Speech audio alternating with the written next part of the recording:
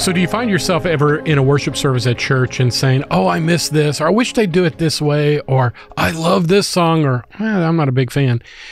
Do you find sometimes when you're at worship, you're distracted by the worship? Well, that's kind of been our topic a little bit for the last couple of episodes at Life Talks. My name is Dan. I'm one of the teaching pastors at Life Fellowship in suburban Charlotte, North Carolina. My co-host Ben Rudolph is out of town this week, but we are blessed to have Josh Brahm here. Josh is our producer, but he's also the head of a National Right to Life organization. Not really a right to a pro-life organization. A pro-life. There we go. Pro-life organization that does an amazing job on college campuses. But he also has vast experience in his background in worship. He's a great musician and he's a deep thinker. So I always enjoy conversations with him. So we've been talking about this topic of worship wars that kind of infected the church, and they died down and they hit back up and so forth. And here's something that's interesting I wanted to hit before we get into some of our questions is Gen Z does not like millennial worship. Did you know that? No. So I have not been keeping up with as much of like what is going on in the quote unquote worship wars right now. So tell me about that. That's interesting. So, and I work a lot with Gen Zers. Yeah. They don't like loud. They don't like contemporary. No kidding. They don't like showy. They have completely are in the process of completely rejecting what the millennials really brought to the church, like flashing lights, like smoke machine. Now we don't have that at our church, but a lot of contemporary churches. My Gen Z kids at all different spiritual levels say, I want it to feel authentic. Yes. I want it to feel holy. Yes. I want it to feel mysterious. I want it to feel simple and organic. Yeah. So they would be thrilled if you had a guitar player acoustic and singing old songs. They're okay with that. And in fact, that appeals to them. And it's kind of interesting because there is a trend in among Gen Zers to go to some like Orthodox type directions. I mean, some of them are converting to Catholicism or Eastern Orthodoxy, or they're going to Anglicanism. And one of the reasons is those churches resisted modernizing their music for the most part. Yes. And so there's something about that. So I don't know. Maybe there'll be another round of worship wars coming in the next few years as Gen Z finds their voice and takes positions of leadership. I mean, it's a really interesting thing for us to kind of track. Like the fact that, and I literally personally know people who reacted so strongly to maybe if you would give like kind of maybe the most extreme level of the mega church, low church kind of worship style that's very, very just kind of poppy and all about you, all that kind of thing, and went all the way like either Eastern Orthodox, which is a very, very kind of high church and the musical of almost in a minor note. Yeah, everything's very minor. It doesn't sound very good. Or Anglicanism, which is an easier step toward that, but it's still more high church than the typical experience here. And a lot of people, I think, are reacting to, well, if clearly this really extreme level of populist worship music is that seems not good, then I need to jump all the way over here, and maybe there is a balancing. Well, I think there's a balancing thing, but again, my concern is we buy into the American attractionalism mentality that it's all about me and what I want, and if it's not what I want, it's not good, and they're willing to overlook theological error in order to have a meaningful worship experience. Yes. And I understand the power of a worship experience. There I go with that word again. But not at the expense of sound theology. Yes. But then the question as a church leader for me becomes, why are we not asking and answering the questions about where our context, what should we be providing? Yes. What should we be encouraging? Both on the theological explanation side and on the expressions of worship side. So it's tricky, but I mean, so I said all that to say is I don't think worship wars will ever really be over. No. And much of the where we first got the term back in the 80s and so forth was really a reaction to a style of worship that hadn't changed in 50 years. It had been introduced by the American revivals. And, Billy Graham, though, was one of those guys that actually adopted. If you look at Billy Graham's early music to his late music and his crusades, on many areas, he was in touch with the culture. Yes. At the same time, he was a revivalist. Yes. And so he was not above using things that critics would consider manipulative, including music, to attract people to the message. Yeah. And so that's a different episode. But let me ask you this. Okay, why? Okay, yeah. So what would you say, what should we be looking for in worship? You as a musician and as an intellectual. Oh boy. We should be looking for theological accuracy. This matters a lot. And to be fair, I don't think there's a lot of people that would recognize theologically inaccurate lyrics if they read them. So that's maybe just something to kind of pin. Like, we should understand theology well enough that, do you know what you think about free will and sovereignty and like all these different God's knowledge, like all these different things, because it comes out in worship songs sometimes, either for good or for bad. And so we look. I love that here. We have, as you said in a previous episode, we have rewritten lines of songs to make them theologically accurate, or at least remove the one kind of offending, like maybe not good piece. So that matters. I think you have to not hate it. Like, as important as it is for us to learn how to kind of let go of our preferences, and I think often people get better at that with age, is something that I'm kind of noticing as young people have a hard time with that. I have a hard time with that, but I see a lot of amazing people older than me that have just gotten to this point where they're just like, I just care so much about the young people in this church that, God love them. They can sing their hippie worship songs, and I will just kind of smile in the back. Like, there are those people that are able to kind of let go of those preferences. So here's what's hard is, I think it is okay for us to go to a church that often has worship music, or the choices being made by the worship leader, the pastors, are being made in such a way that it makes it easy for you to connect with God.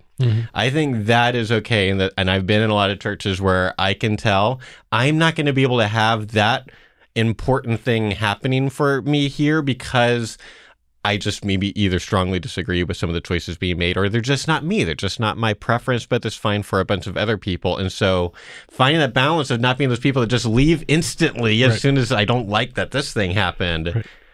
I'm still trying to figure that out. One of the things I saw during the worship period of conflict, so I don't say worship wars again, was it became the relationship between sometimes the lead pastor and the worship pastor would become adversarial. Yes. And it's kind of like, you stay on your end of the field, I'll stay on my end of the field. And I don't think that's biblical at all. So bad. Yeah. And I think if it gets to that point, you're at a crisis. The church should be led by the eldership of people who are responsible and accountable to God for the direction, doctrine, and discipline of the church, which is the eldership.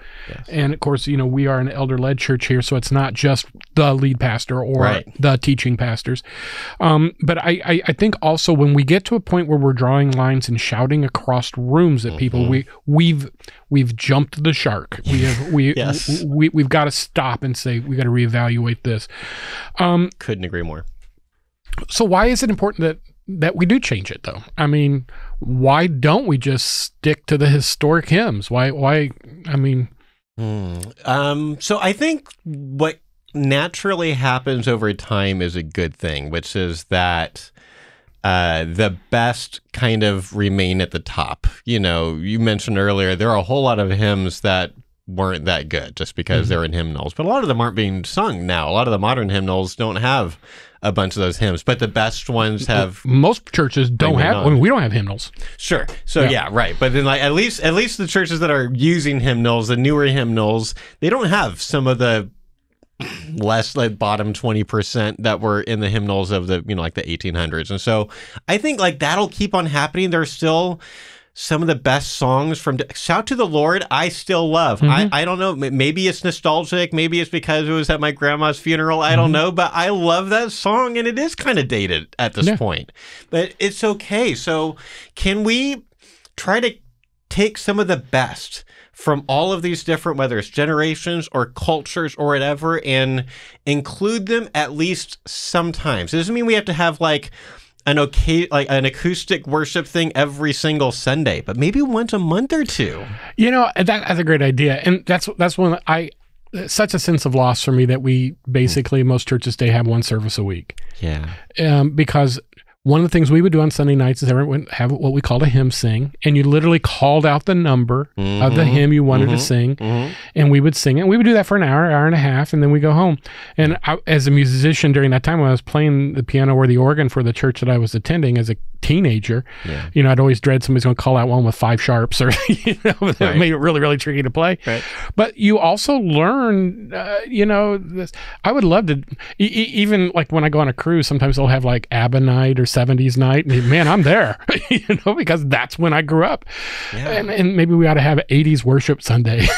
I totally think we should do that. I mean, if nothing else, it's kind of fun to challenge the musicians to get them to learn something different anyway. Like that's fun. And just every once in a while, we've referenced it. Our church in particular are not the loudest singers. I can say I've done worship at many, many, many churches in many, many places, and there's a lot of things I love, love, love about this church, but we are not the loudest singers, to the point that it is honestly discouraging a lot of times. It's like, what just happened? I feel like we tried really, really hard here, and everything went well, and when I feel like everyone's kind of staring at us a little bit, kind of like when we go to Germany. Sometimes like this German audience will just kind of like stare at us, and so I don't know all the ways to try to bring that out. You don't want to manipulate people. You don't want to do the thing of, okay, everyone raise your hands now. Like don't do that, but I don't know. There is a way that we should at least stretch ourselves. Let's all be open to stretching ourselves 1 degree outside of our comfort zones, and I bet we become holier as a result. Yeah, I would agree. It's interesting. Every once in a while, it'll be like the skies part, and there'll be a song that everybody gets into. It's often, quite honestly, it's often a Southern gospel or a simple gospel song, and man, the place just lights up. Yeah, and another episode, we won't do, but So I would love to discuss with Jason and others, whose responsibility is that? Is it the audience? Is it the praise team? Is it the person who designs the service? Great question. And or is it all of the above? I don't know. I don't know. But let me ask you this. So are there some things that you think probably cross a line in modern worship that we really need to look at and reevaluate for good reasons? So what do you think they are, and what are the reasons? I think probably the most common offender right now are instrumental solos. And this is a place that I've kind of had to go back and forth on a little bit. I can do solos. I've had to learn electric guitar solos for worship songs before. And so then it's like the Lincoln Brewster thing. And I don't love that. Generally speaking, I think basically when I'm in charge of a worship team, when I'm occasionally here, if I'm in charge of the music, there aren't very many instrumental sections. I really like it when people are singing. I don't want there to be a lot of time where people are sort of just kind of staring and wondering what the worship team is going to do. Although there are places where, musically speaking, there's really nothing you can do except some kind of an instrumental transition from one thing to another. But generally speaking, I don't want us to be focusing on how good of a guitar player or keyboardist or whatever, or drummer or whoever is on the stage. I want us to not be distracting, but at the same time, it is harder sometimes to play simply and to be able to kind of use volume dynamics and things to be able to help people to hopefully feel a little bit of what we ought to be feeling. We should be feeling a little bit like, I guess a lot of people feel like at football games, although I've never experienced that, but apparently like we should be feeling something like that, but we don't. And so I think it's okay for us to do certain music things, like going from quiet to loud to suddenly quiet, and you didn't think we were going to go quiet like that. There's only so many of these patterns we can. There's like 3 of them. So like, I think that's fine. But there's certain things like the big solos or the things that are drawing a lot of attention to us, flashing lights, things like that I kind of struggle with. But there are always all of these things where people have wars about. There are good ways to use them. So take like fog machines. I was the anti-fog machine guy for a whole time. I've been on stage at big churches doing fog machines, and then I saw it used once well, because there was a church that was actually using colored lights in a way that they weren't moving around. It was just these very subtle patterns that you could only see through fog. That's the whole point of fog, is to only so you can see the light beams. And it's like, that can help me connect to beauty. So there's always good ways to do these things, and sometimes we're trying to figure out what is the best way to do it, and that can take time, trial and error. Yeah. And I think the other thing too is that we can't harden our position. Yes. As sometimes you try something and it works.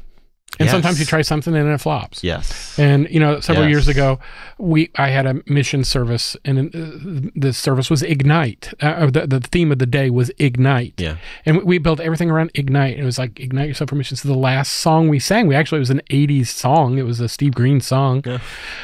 But at the very end of it, I just had a couple little pyrotechnic things, but they just poof, you know. And just because I wanted the last thing they thought, and I thought the kids would think it was neat. Oh, holy cow. you would have thought, I mean, a lot of emails. Is that what you're implying? That was the nice part.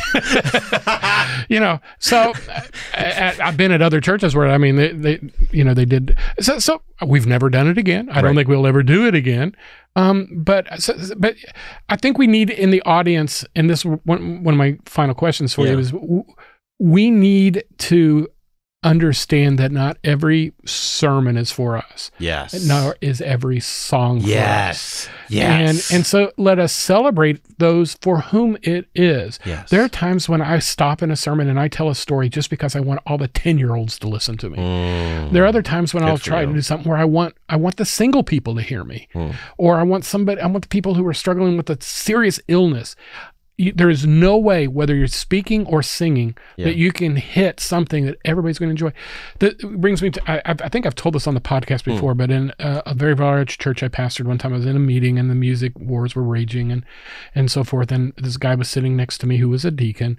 And he was just, I don't like the music. It's too loud, too this, too that. Just go back to the old hymns. Get rid of the screens. Yeah. And I looked at him and I said, dude, your kids go to this church and your grandkids go to this church. Wouldn't you love it if you could sing a hymn and then look down the row and see your husband or your son with his arm around his wife, and we're singing a more modern song that you perhaps don't really know or like, but you see them embrace as they sing together, and then you look down the aisle and there's a song and your kids are clapping or raising their hands, your grandkids are engaged in the music. And I said, wouldn't it be wonderful as a grandfather to be able to look down the row at your entire family who was going to the church at that time and see that at some point in the service they all connected to the worship.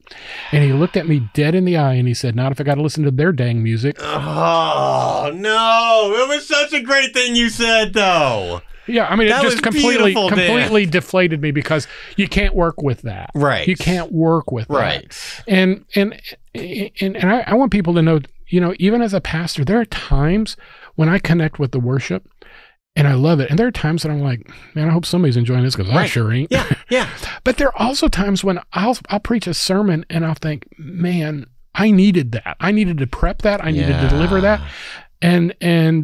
And nobody will respond to it. Nothing. Yeah. And there'll be other times I'll get up there and I will lay what I consider to be the biggest egg in human history. Yep. And people come up and say, oh, you have no idea how bad I need it. This happens on worship teams all the time. Too. Yeah. So some of that is the work of the Holy Spirit. Some of that is the path of our journey. Yes. But if we're in a family, we got to like, some people like spaghetti and some people like steak. Yeah. And it's got to be okay. Yeah, that is okay. A couple of just like real quick thoughts for maybe congregants or even worship team leaders, that just a few things I just know I've reminded people a lot is, one, learn the names of the production guys. These are not the musicians and not the singers. These are the wonderful, beautiful souls that are running the soundboard, the lighting stuff, the and words. You only know they're there when they mess up. Exactly. It is the most thankless job. No one knows there's a sound guy until feedback happens. That horrible high pitched sound. Then everybody turns around and looks at it. And then everyone looks at that. And I've been that guy. It's terrible. The words, everything's. You don't think about someone manually having having to press advance the button. The slides, yeah. But it is you think a bad note can distract people? There is nothing more distracting than the words not being on screen when you're expecting them. So just those people matter. Some of them are introverts, so don't like crowd them or something like that. Some of them are happy to be behind the scenes, but they don't get nearly enough credit from hardly anybody, and they are working really hard, and they are sometimes here before the musicians and other people. In our church, they're here as early as 6 o'clock in the morning, and they have to stay through all the services. It's a lot of It's like a full shift. So that's one thing. The other thing, I'll say this. I've been at churches where there were way too many people who would like come up afterward to like congratulate the musicians on being great musicians. And there is definitely a way to do that too much. There are also places where basically we can't tell if you care. Right. And this is a lot of times kind of one of those churches. But I'll tell you, there are a few families here that are so encouraging because what they do is they will come and hang out and watch this jam at the end, where you kind of let us kind of like let loose at the end. Play people out. And there are 3 or 4 families that they'll just kind of hang and they just love that, and they make us feel valued. So it is okay to tell the musicians and people like, hey, great job, or you did something good. If it meant if you actually connected with God because of something a choice that we made, and you can be specific about it, that will make our week. That will be so encouraging, and it's a lot different than just, good job today. Yeah. You played those keyboards well. Like that kind of thing. Like, that doesn't mean thanks a whole for serving. Right.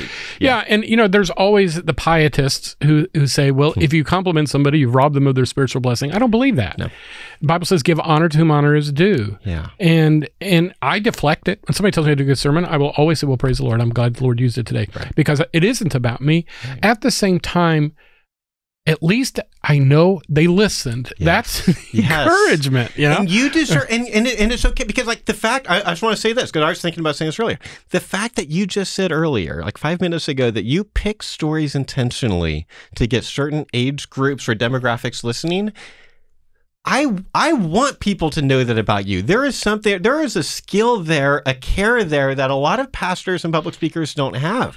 That's the kind of thing that someone could be like, go up to you after and be like, I never hear stories for singles like me. That really connected with me. Thank you. Like, that's the kind of thing I'm sure would mean so much more to you than just it does. It does, because it is I'm talking to people who didn't finish high school. I talk to people in elementary school. They're still in school. And I talk to people who are professors. Yeah. In the same room at the same time, from the same topic. Yeah. And that's hard. I don't want people to feel sorry for me. This is the calling I chose, and I love it. But there is a science to it, and there is the spiritual dimension to it that is so humbling to do. Whether you're singing a song, playing an instrument, or you're delivering the message, when we do it as unto the Lord, there is that dynamic that some of it's just out of our hands. Yeah. Some of it's just out of our hands. Well, Can Josh, we open up for questions? Because I think at some point we're wanting to do more of these. We're not going to do more today. We're out of time. Right. But I'm interested in the specific questions that people are going to email in on this, and maybe sometime we can get Jason. We can literally handcuff Jason to the chair if we have to. We can get him in here and answer some more questions about worship, because I'm sure we've brought up a bunch of ideas, but maybe haven't resolved all the And this thoughts. is one of those topics where everybody has an opinion for whatever reason. So share them with us at LifeTalks@LifeCharlotte.com. That's LifeTalks, one word, at LifeCharlotte.com. You send them, we read them, and we can't respond personally to everyone, and sometimes it takes a few weeks or even months before we get to the episode that maybe your question does, but we do certainly consider them. Thank you so much for listening to us. Thank you for sharing and liking us on all of the different platforms in which we appear: Spotify, Apple, iTunes, all of them. And if you would leave us a review sometime, if you get a chance, we'd appreciate that. And until next time, thanks as always for joining us here at Life Talks.